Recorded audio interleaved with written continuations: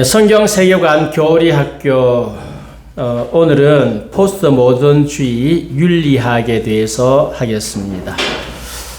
오늘까지 하고 나면 이제 신학했고요, 철학했고요, 윤리학을 했습니다. 포스트 모던에 대해서는 앞부분에 신학하고 철학할 때 상당히 깊이 있게 좀 많이 다뤘습니다. 그래서 오늘은 좀 간단하게 윤리에 대한 것만 제가 좀 다루려고 합니다. 시간이 그렇게 많이 소요될 것 같지는 않습니다. 두 가지 핵심적인 진술이 있습니다. 이것을 보면 오늘 어떤 강의를 할 것인가 하는 것을 알게 됩니다. 지그문트 바우만이라고 하는 분이 있습니다. 역시 포스트 모던주의자이고 대표자 가운데 한 사람이라고 볼 수 있는데 이렇게 말을 했습니다. 나는 포스트 모던의 윤리에 대한 접근 방식의 진기함이 무엇보다도 도덕적인 문제를 다루는 데 있어 전형적으로 현대적인 방식을 거부하는 데 있다고 본다.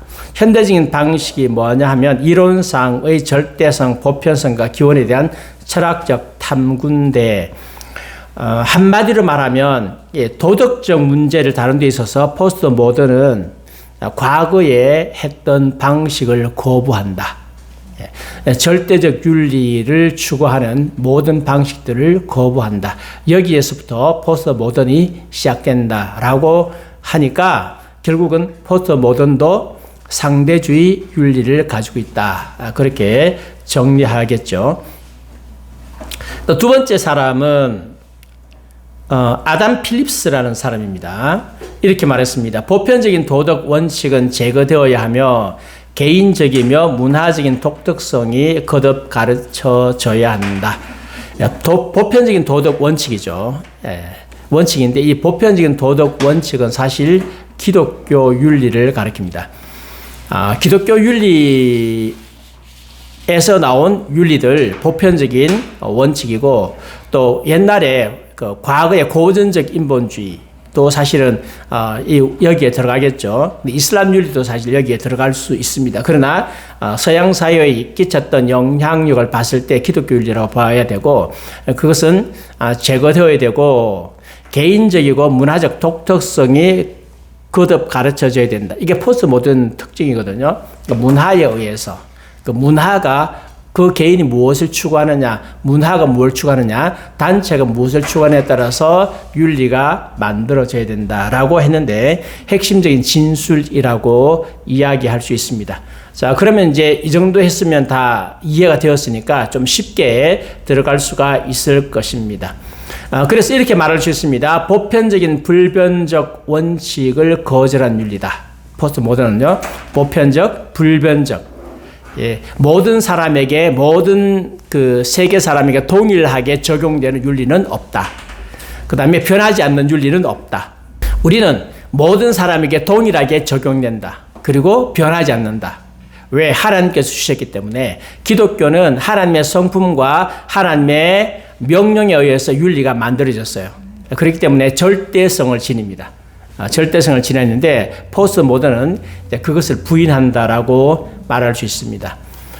이슬람도 절대적인 윤리를 말합니다. 알라의 명령에 근거하기 때문에. 물론 그 안에서는 상당한 모순성을 내포하고 있다고 하는 것을 이미 우리가 공부를 했습니다. 세속적 인본주의자, 마르크스주의자, 그리고 포스트 모던주의자들은 기본적으로 보편적, 불변적 원칙을 거절하는데 왜 거절하느냐 하면 무신론, 그들의 바탕이 무신론이기 때문에 또 자연주의이기 때문에 그리고 진화를 윤리체계의 기본으로 삼기 때문에 그래서 이들은 윤리도 진화되어야 된다고 생각하기 때문에 보편적, 불변적 원칙을 거절한다. 그렇게 말할 수 있습니다. 그러나 세속적 인본주의와 마르크스 윤리와는 중대한 차이가 있다. 서로 또 추구하는 방향이 다르다라고 하는 것도 기억하셔야 됩니다. 아주 유명한 사람이죠. 포스트 모던주의자 가운데서 가장 유명한 사람 가운데 한 사람이 리처드 로티라고 하는 사람입니다. 오늘은 리처드 로티에 대한 이야기를 굉장히 많이 하게 될 것입니다. 우리의 나라 만들기라고 하는 책을 썼습니다. 거기에 보면 월트 휘트먼의 시를 인용하면서 자기를 이제 주장하고 있는데 뭐라고 이야기했느냐? 월트 휘트먼이 이런 시를 썼습니다. 그리고 인류에게 고하노니 신에 관해 궁금해하지 말라. 각 인간에 관해 궁금한 나는 신에 관해 궁금해하지 않나니. 하나님을 궁금해하지 말라. 그런 시를 인용했습니다. 그래서 이제 휘트먼의 이념을 받아들이고 자신의 주장을 펼칩니다. 휘트먼이 신에 관해 궁금해할 이유가 없다고 여긴 것은 자유로운 사람들의 결정을 판단할 수 있는 기준이 심지어는 신적 기준조차 없기 때문이다. 신적 기준이 없다면 결국은 신에 대해서 궁금할 필요가 없다. 그는 미국인들이 과거 사회들이 신이 원하는 바를 찾아내는데 사용한 그 에너지를 서로의 원하는 바를 찾아내는 데 쓰기를 희망했다. 우리도 하나님께서 뭘 기뻐하시느냐 굉장히 많이 모든 에너지 다 쓰는데 그거 신경 쓰지 말라. 신경 쓰지 말고 뭐를 하라고요? 서로의 필요를 알아내는데 더 신경을 쓰라. 하나님은 잊어버려라. 포스트 모던의 기본적인 사상이다라고 할 수가 있습니다. 뭐 같은 궤도입니다. 로티 휘트먼 그다음에 존 두이. 존 두이는 여러분 잘 아시죠? 네, 존 두이가 미국의 교육 철학의 기본을 놓은 사람이고 이 존 두이를 적절하게 비판하지 못하면 결국 인본주의 교육학을 비판할 수가 없게 되죠. 인간이 아닌 권위자를 위한 순종의 여지가 없다. 한마디로 말하면 뭡니까? 권위자는 없다. 그러니까 권위자에게 순종할 필요가 없다. 권위자의 윤리를 받아들일 필요도 없다. 그런 뜻이 되겠습니다. 그래서 무신론의 기반 위에서 그들의 세계관의 윤리적 부분을 건설한다. 인본주의나 마르크스주의나 또 이 포스트 모던은 무슨 기반요? 무신론. 뉴에이지는 범신론. 포스트 모던이나 세속적 인본주의나 또는 마르크스주의는 전부 다 무신론의 기반 위에서 건설한다. 근데 실제적으로 마르크스주의는 사탄 숭배에서 나왔다고 제가 몇 번 말씀드린 적이 있습니다. 그래서 이들이 주장하고 있는 게 뭔가 하면 문화적 도덕적 상대주의입니다. 앞부분에서 뉴에이지주의자들은 도덕적 상대주의를 이야기했어요. 근데 포스트 모던주의자들은 앞에다가 뭐가 하나 더 붙는가 하면 문화적 이게 하나 더 붙습니다. 문화적 도덕적 상대주의 또는 문화적 상대주의라고 이야기를 합니다. 도덕적 실체를 부인합니다. 무슨 뜻이냐 하면 로티가 말했습니다. 물리적 과학이 물리적 실제와 대응하듯 우리의 도덕적 판단이 대응할 수 있는 대상인 보편적인 도덕적 실체의 존재는 없다. 객관적인 도덕적 실체는 없다. 객관적인 도덕은 없고 객관적으로 도덕적 윤리를 마련해 주는 사람도 없고 그런 신도 없다. 객관적인 도덕이란 없다. 내 부모를 공경하라. 이것은 객관적인 도덕이죠. 있어요, 없어요? 이 사람들에 의하면 없다. 살인하지 말라. 객관적인 도덕이죠. 이 사람들에 의하면 없다. 가늠하지 말라. 이 사람들에 의하면 없다. 도둑질 하지 말라. 이 사람들에 의하면 없다. 거짓말 하지 말라. 이 사람들에 의하면 없다. 객관적인 도덕적 실체가 없습니다. 그런데 이 사람들은 고민해. 아니, 도덕적 객관적인 실체가 없다면 고민할 필요 없잖아요. 그런데 이 사람도 고민하고 있는 거라. 여기에서 그들의 모순성이 나옵니다. 그렇다고 해서 객관적인 실체가 없다고 해서 그러면 완전히 이 객관적인 어떤 윤리를 버리는 것을 좋다고 하느냐? 또 그건 아니야. 굉장히 불편하게 생각해요. 그래서 그 대신 옳고 그런 것의 기준을 기준을 위해서 세계관 내를 탐색할 수밖에 된다. 자기들의 세계관 안에서 다시 옳고 그런 것을 구별하려고 해요. 왜냐하면 세상에 옳고 그런 것이 없으면 무질서하게 되잖아요. 살인해놓고 죄가 아니라 그러고. 만약에 우리나라가 포스트 모던의 기준에 의해 가지고 법률이 구성되어 있으면 상대주의적인 법률 구성되어 있으면 이게 질서가 되겠어요? 안 되잖아요. 그러니까 전체적으로는 객관적인 기준이 없다라고 해놓고 실제적으로 자기들이 원하는 사회를 굴려가려고 하니까 이게 또 필요한 거라. 그래서 이제 그들의 궤변이 여기서부터 시작한다. 그래서 이제 이런 이야기들 이제 쭉 공부를 하면 포스트 모던이든 뉴 에이지든 뭐 마르크스주의든 세속적 인본주의든 제가 이게 공부를 쭉 해보면 전부 다 궤변들이다. 말도 안 되는 궤변들인데 그 궤변들에 사람들이 쏟고 있다. 네, 쏟으면 누가 손해냐? 네, 본인들이 손해입니다. 자, 그러면 이 사람들이 상대주의잖아요. 상대주의인데 윤리가 없으면 사실은 세상이 운영되질 않아. 운영되질 않는데 이 사람은 절대적인 윤리가 없다 그랬잖아요. 없다 그랬는데 그런데 불구하고 자기들이 원하는 뭔가 세상을 만들어야 되잖아요. 그래서 그들이 뭐라고 이야기하는가 하면 이렇게 말해요. 작은 서사들로 만족하라. 이런 이야기를 했을 때에 보통 사람들은 이게 무슨 말인지 몰라. 그런데 우리는 그동안에 공부를 쭉 해왔기 때문에 이해할 수 있어요. 거대 담론 얘기했잖아요. 지난번에. 그 거대한 메타 내러티브 이야기했잖아요. 성경은 거대한 담론이잖아.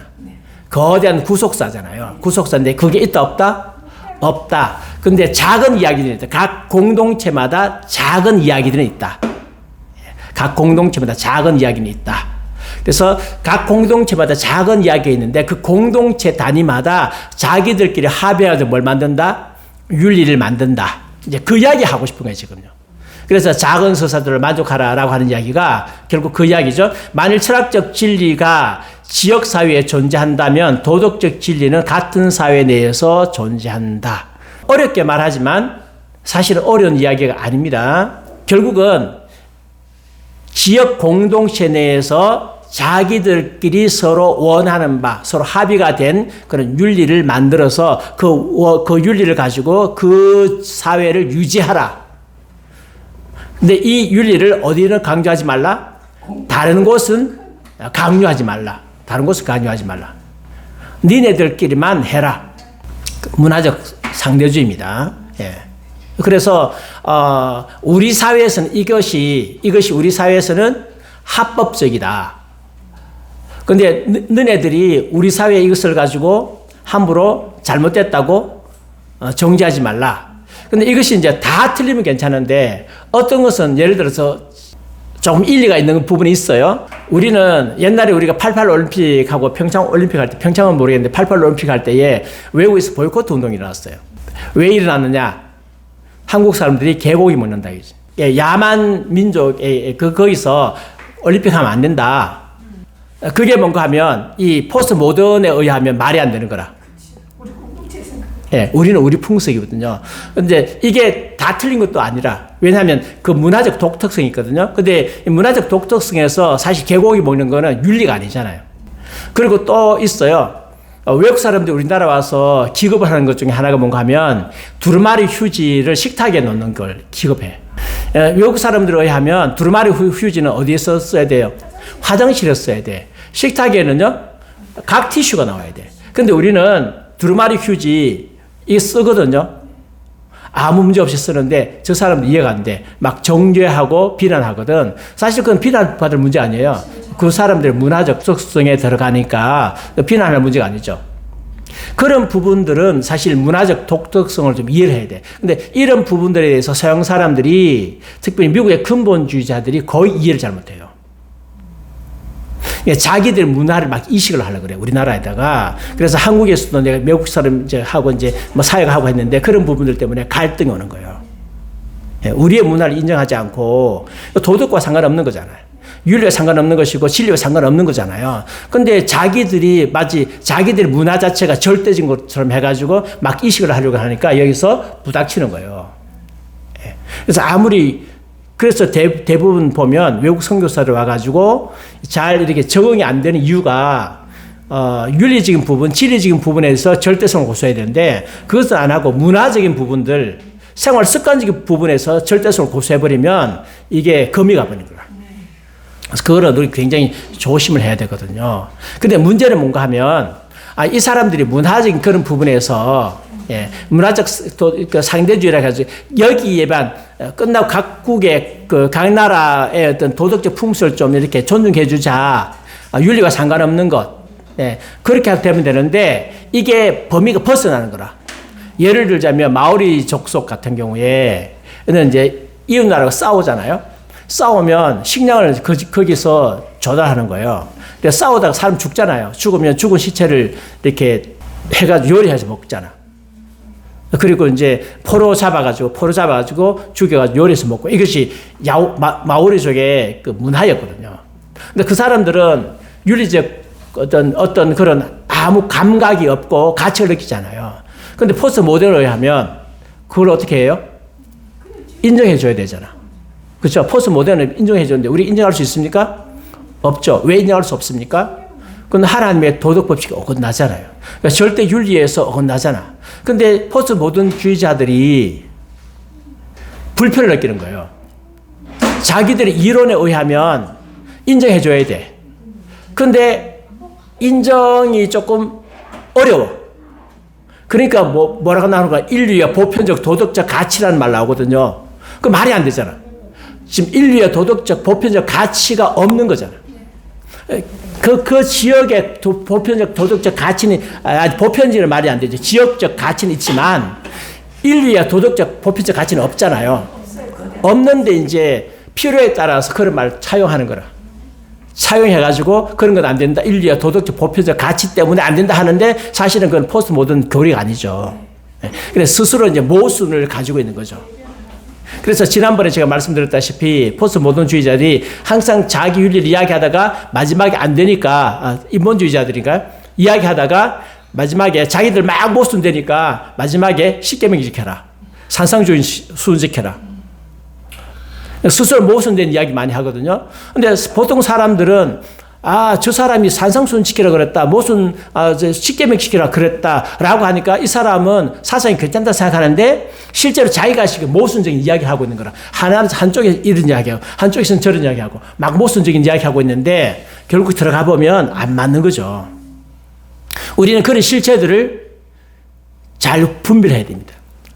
그래서 한 사람이 어떤 이야기 할 때에 그 사람이 종종 딴 이야기 할 때도 있어요. 좌파라고 생각했는데 너무 우파적인 이야기 하는 사람이 있어. 그래서 쏙잖아요. 실제 들어가 보면 아니죠. 그런 것을 구별해내야 되죠. 겉으로 발린 말, 속에 진짜 말. 이단들이 그렇잖아요. 겉으로 발린 교리, 진짜 교리. 이것을 구별해내는 것이 능력이죠. 그렇죠? 지금 이제 우리 애들이 지금 여기서 강의 듣고 있는데 너무 감사한 것은 이게 모짜리잖아. 지금 현재는요.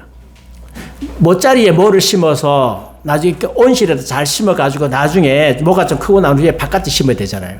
근데 만약에 처음부터 바깥에 심으면 뭐가 죽죠. 지금 한참 모짜리 자라나. 얘들 분별력이 없어요. 지금 이만큼 내한테 배워도 아빠한테 이만큼 배워도 학교 가지고 친구들하고 한 일주일, 2주일 같이 있으면 친구들 물 먹어가지고 지금 집안에서 엉망이라. 모짜리에서 잘 커야 되거든요. 그러면 나중에 잘 크고 나면 나중에는 결국 나가서 심겨지는 거죠. 그러면 그때는 외부적인 사상이 들어오더라도 이미 내가 무장이 잘 되어 있기 때문에 이게 막아낼 수 있는 거예요.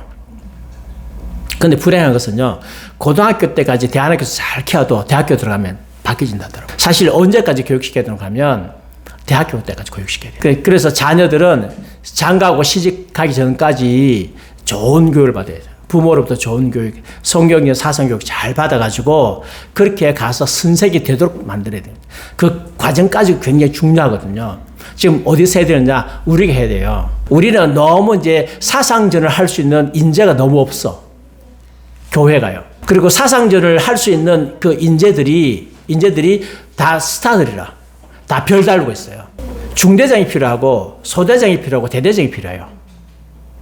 근데 좀 사상전을 할 수 있는 분들은 다 대학 교수라. 신학교 교수고. 이분들은 교인들 직접 안 만나. 신학생들만 만나.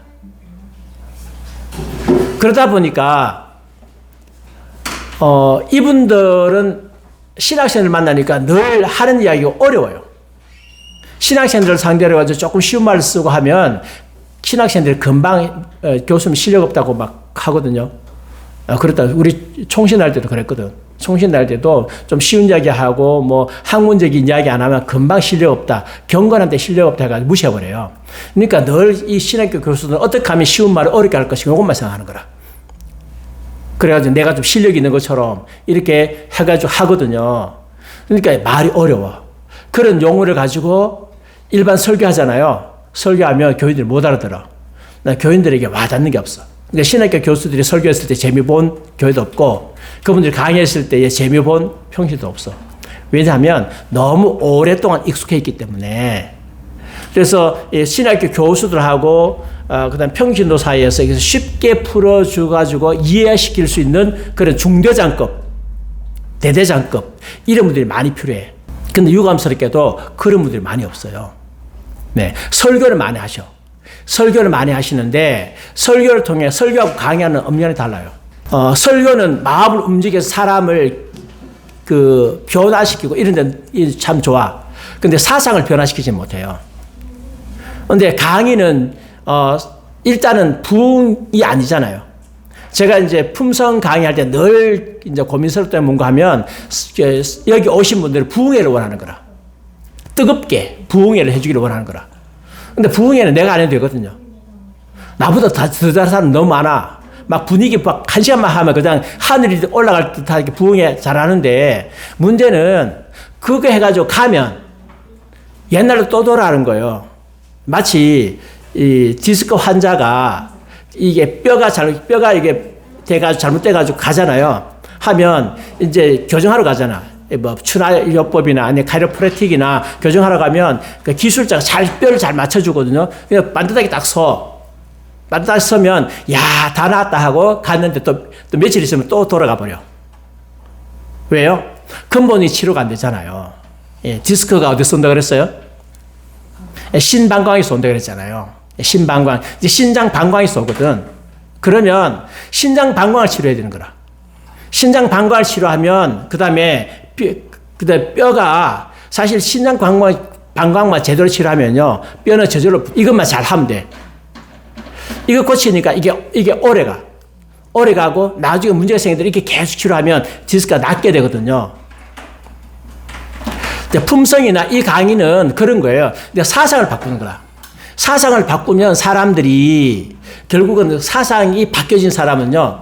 절로 가질 않아. 근데 사상이 안 바뀌고 감정만 바뀐 사람들 계속 가는 거라. 계속. 한국교회에 진짜 필요한 게 뭔가 하면 감정 중심의 설교 필요해요. 필요 없다는 게 아니라 사람이 좀 뜨거워야 되잖아. 근데 뭐도 필요하다고요?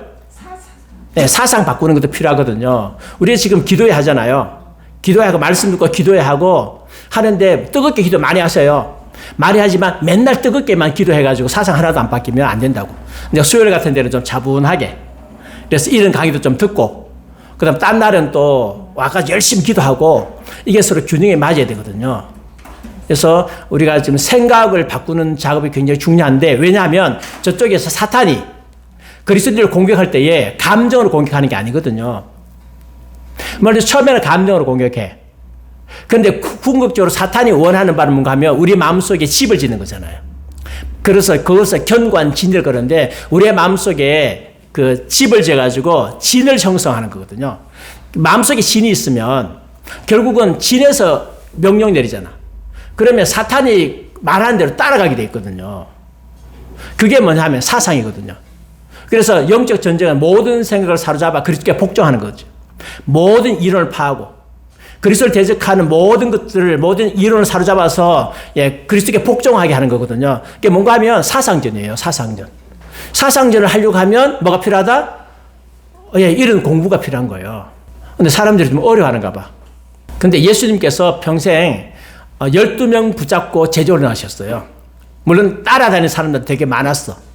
근데 12명이 자꾸 제자훈련을 하셨거든요. 근데 12명이 변화시켰잖아요. 변화시켰으니까 이 소수의 사람도 됐지만 그 사람들이 어느 순간 변화되면 그 사람 통해서 위대한 일이 벌어지기 때문에 지금 계속 하고 있는 것입니다.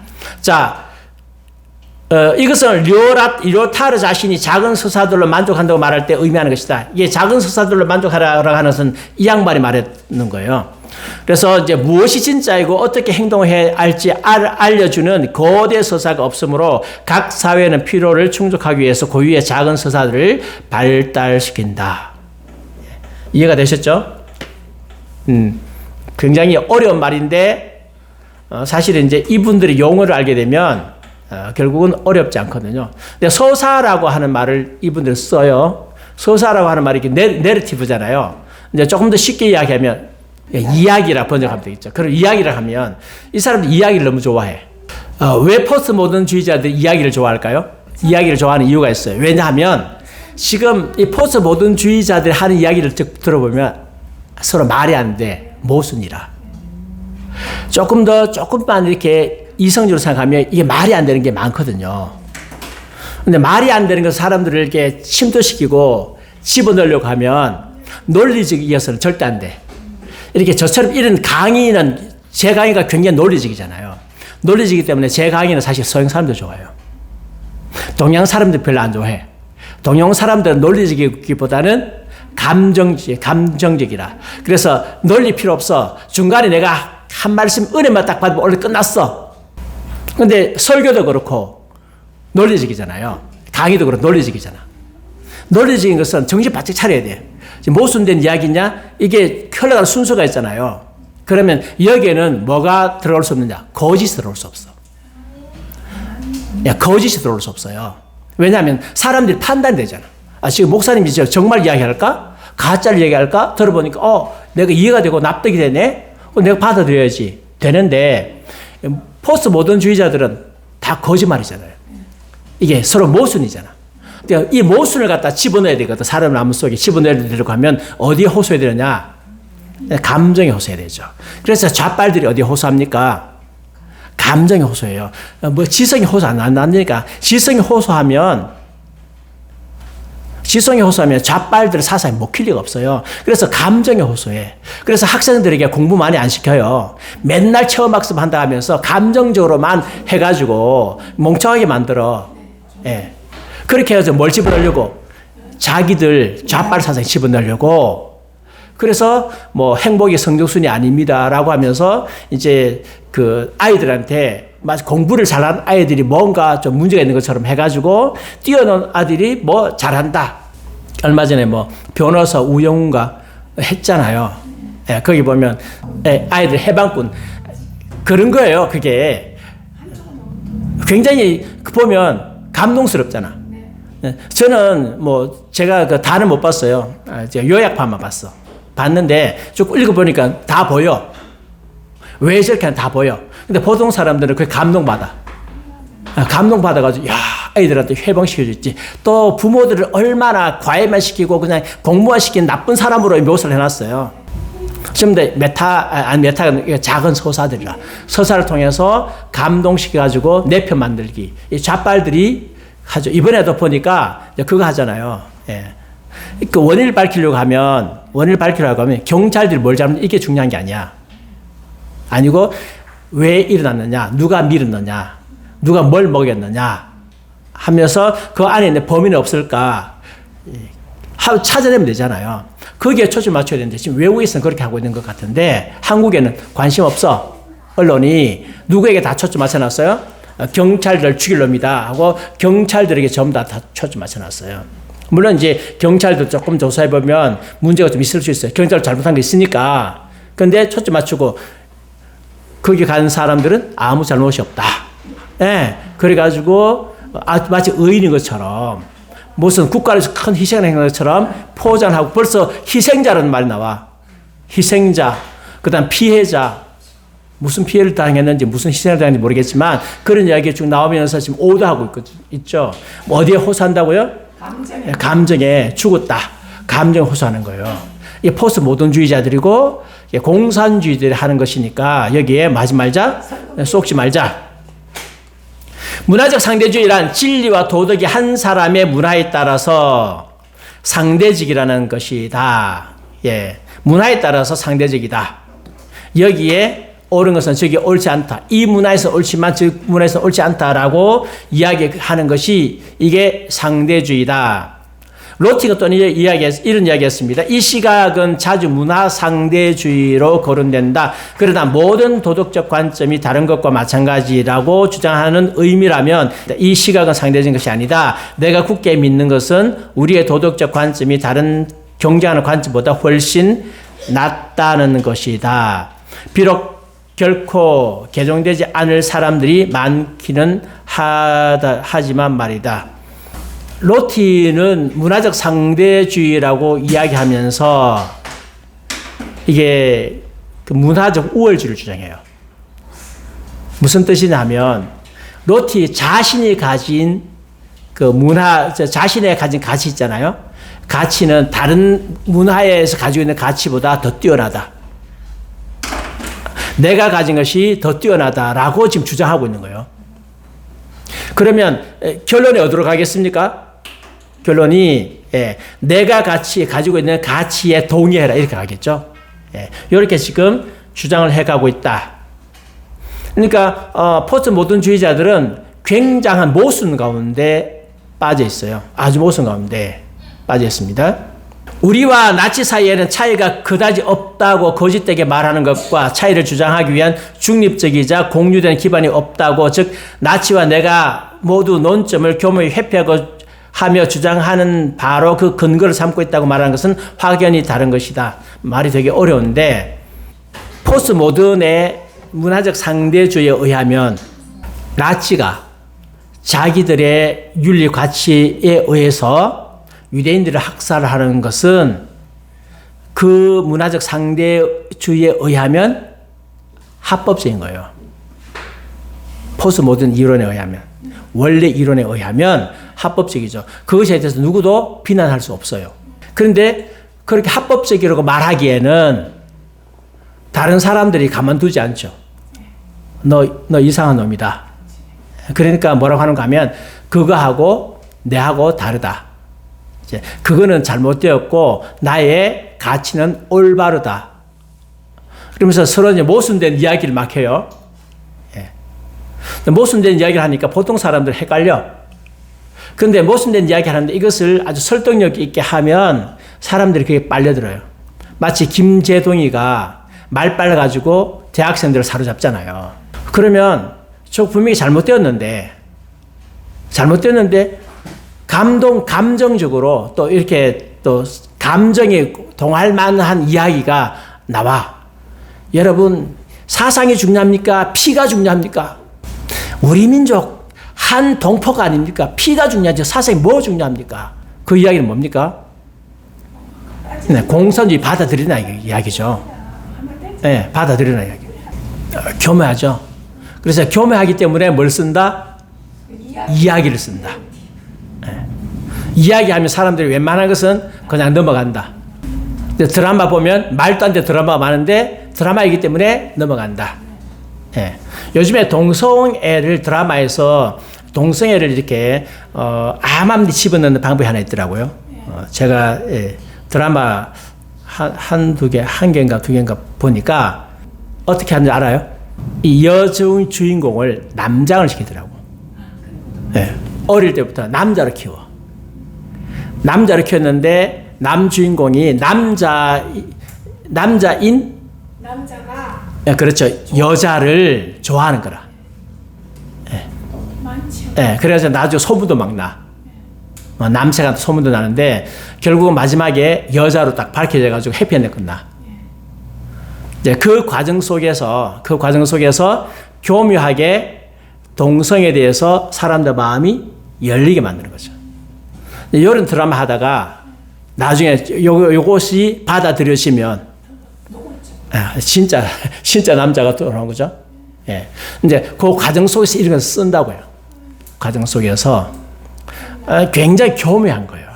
아주 교묘하게 이렇게 집어넣어. 근데 세상의 문화는 비판하지 않고 볼 수 있는 게 아무것도 없어요. 근데 이런 것들을 보면 재미가 없어져요. 드라마를 봐도 재미가 없어지고 뭘 봐도 재미가 없어져. 없어요. 예, 실제로 그리고 뭐 오락 프로그램, 개그 프로그램, 근데 뭐 저기 지난번에 문재인 대통령 때 개그 프로그램 너무 정치 집어넣다고 완전히 폭삭 망했지만, 예, 보면 이게 교묘하게 막 집어넣어. 예, 교묘하게 집어넣다가 아예 집어넣어 버렸지만, 선한 것이 무엇인지 결정할 객관적인 기반은 없다. 그러나 여전히 나치 도덕성과 비교할 때 자기의 시각이 옳다고 주장한다. 없다면서요. 선한 것이 무엇인지 결정할 기반이 객관적 기반이 없다면서. 근데 나치보다는 자기가 옳다? 그러나 이 두 시각 가운데 판단할 길이 없다는 것도 시인한다. 말이 안 되죠. 그래서 이런 건물 짓는 거지. 그래서 아양교에 있는 그거 뭐예요? 그 아치탑이 내 눈에는 좋게 안 보이죠. 예. 못 모르는 사람들은 대단한 예술을 하지만 그건 무슨 예술이라. 예. 우리 집사님 조각하셨잖아.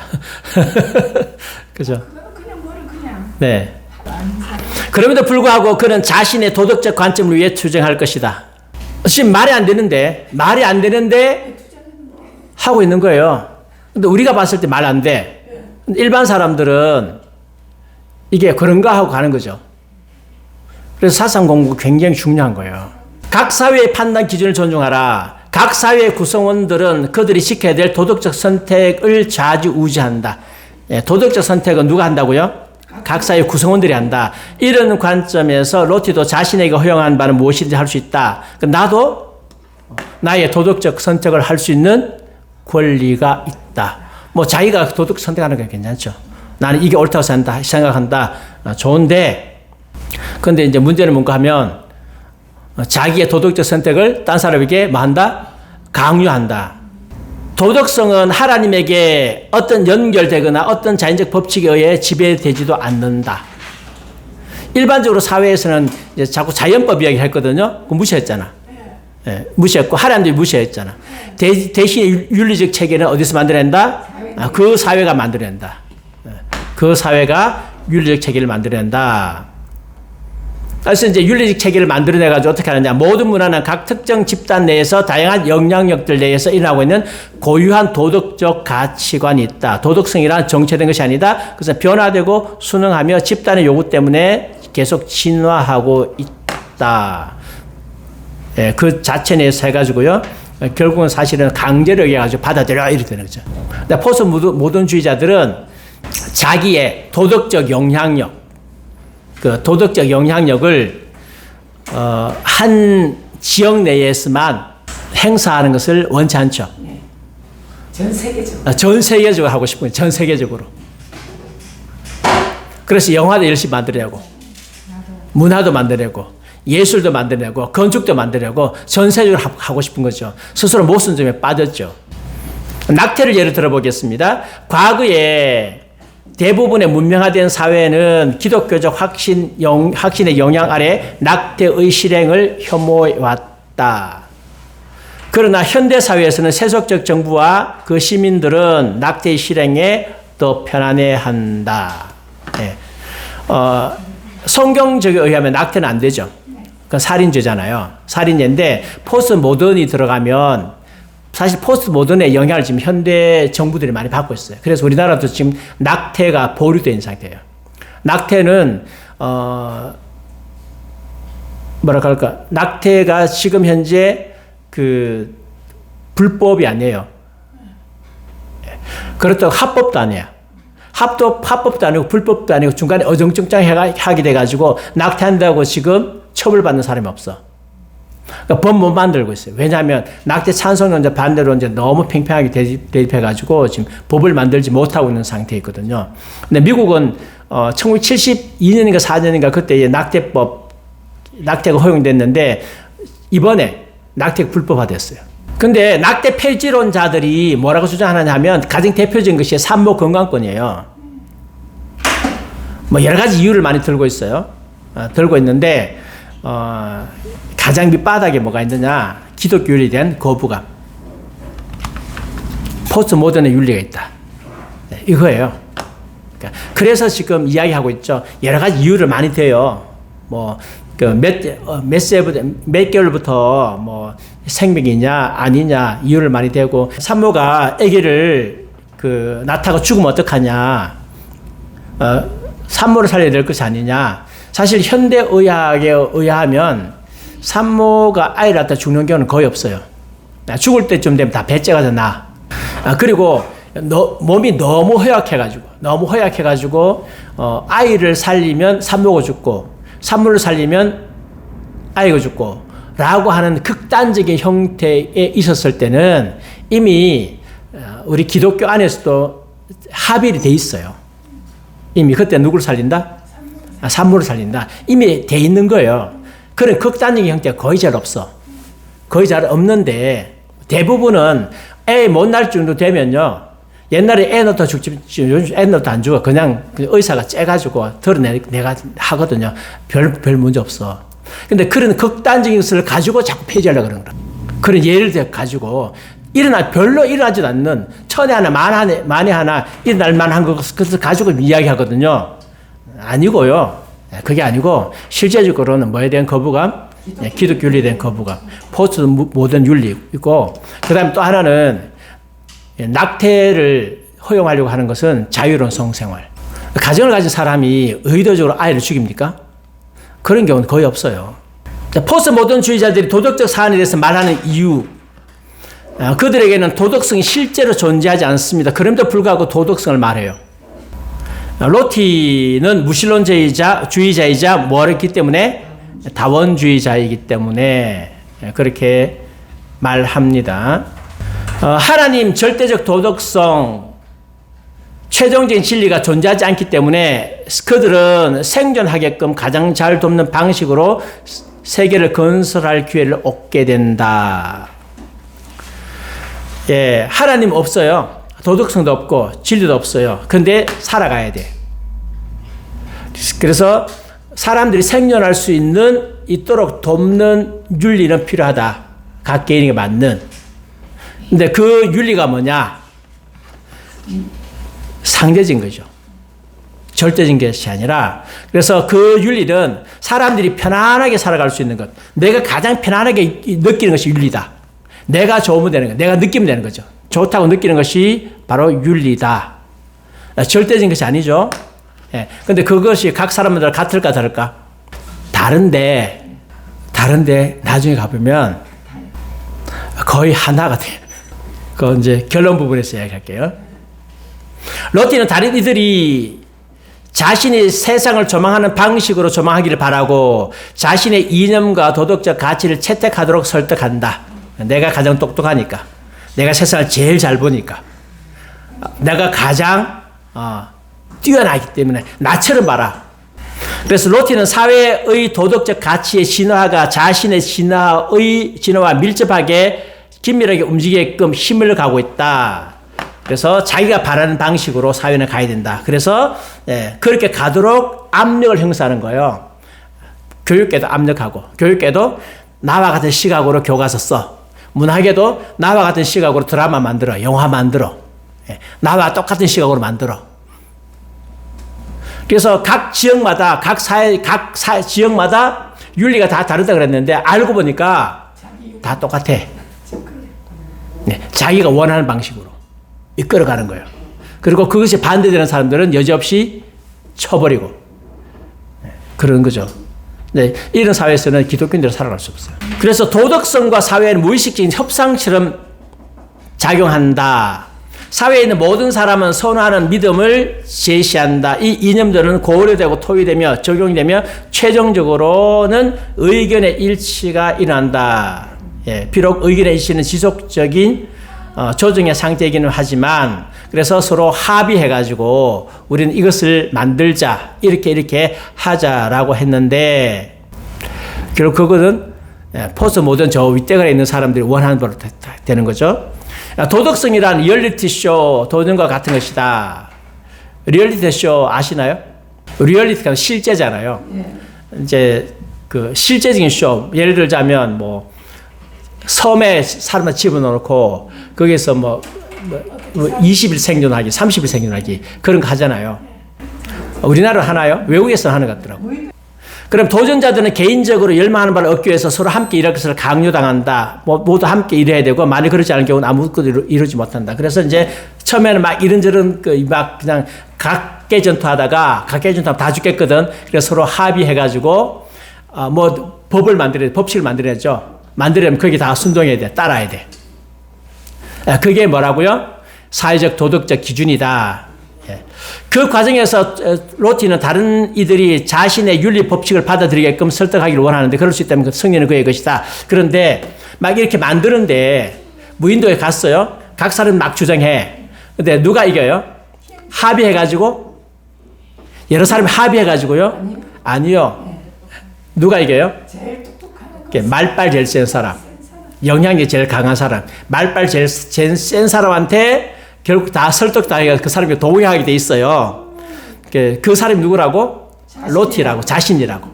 그러니까 내가 제일 말빨 세고 제일 잘하니까 내 말만 들어. 그게 포스트 모던이야. 무슨 각 개별적으로 윤리가 있고 어쩌고 까불지 말고 내가 최고야. 내 말만 들어. 결론은 그렇게 간다. 절대 도덕을 주장하면 아니야. 아니야. 그건 상대적인 거야. 다른 사람 다양성을 인정해야 하고 약자한테는 뭘 인정하라고요? 다양성 인정하고 다른 사람 존중해 주도록 해놓고 실제적으로는 자기들 사상을 가지고 밀고 나간다. 이게 포스트 모던이에요. 공산주의도 똑같잖아요. 그러니까 공산주의에서 나온 거예요, 사실. 그러나 만일 다른 가치들을 가진 사람이 집단의 다른 이들을 설득할 수 있다면 로트의 생각은 호의를 잃을 것이며 그는 당장 퇴장당하거나 섬에서 쫓겨날 수 있다. 그런데 어떤 한 사람이 기획에 의해 가지고 자기가 원하는 바대로 쫙 밀고 가는데 다른 사람이 강력한 사람이 강력한 날아가지고 그건 아니야 하고 반대 막 하잖아. 하고 몇몇 사람이 이제 그 추종자가 생긴 거죠. 그렇게 되면 어떡합니까? 쫓아보내든지 없애버리든지.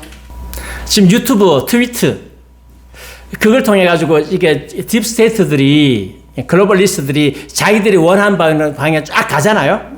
쫙 이렇게 가고 있는데 여기서 이제 엉뚱한 이야기들 막 튀어나오는 거라. 심지어 트럼프 같은 경우 자기들의 가치가 다르잖아요. 그러니까 트럼프가 대통령임에도 불구하고 트위터 없애버리잖아. 지금 미국에도 지금 우파들 이번에 선거하는데 없애버린다 하더라고. 트위터 자체를 없애버려요. 주장하지 못하게 하고. 우리나라 지금 뭐가 폭파돼요? 우파들 지금 유튜브 폭파되잖아.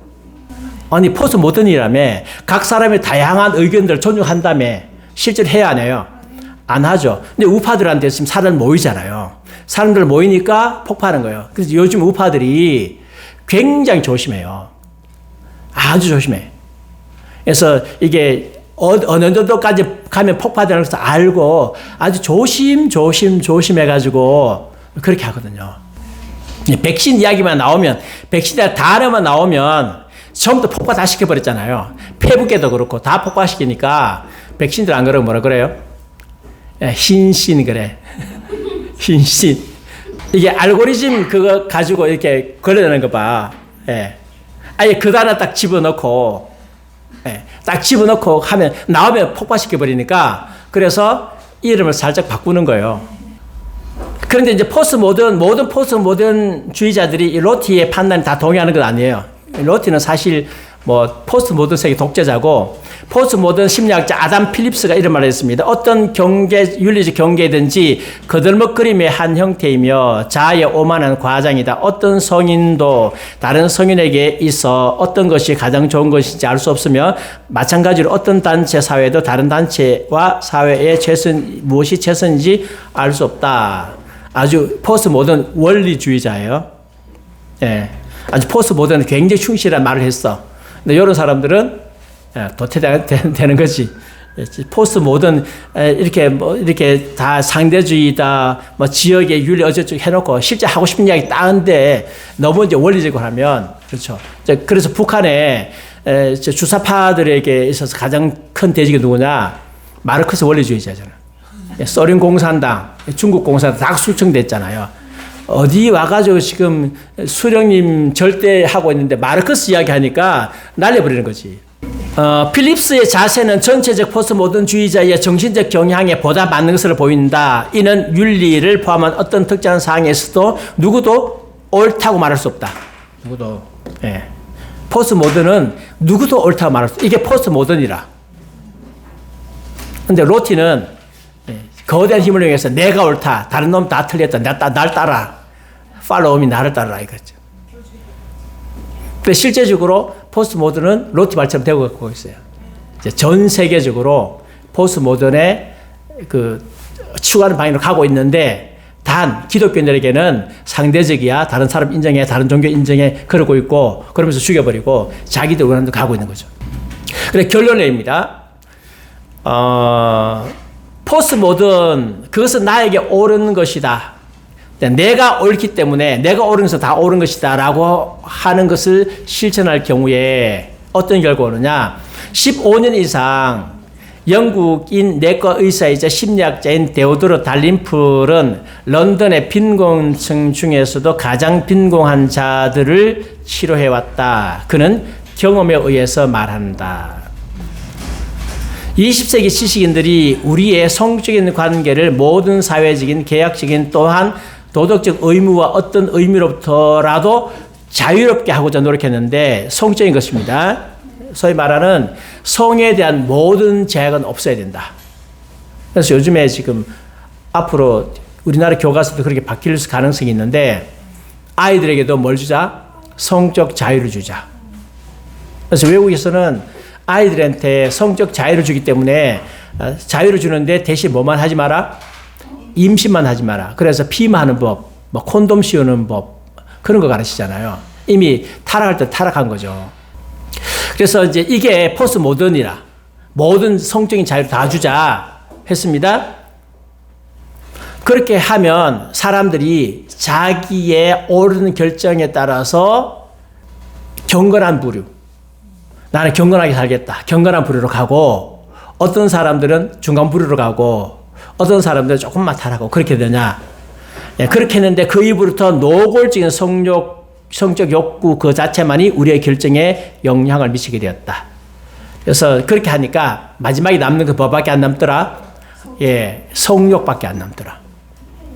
성욕밖에 안 남더라. 그게 이분의 결론이었어요.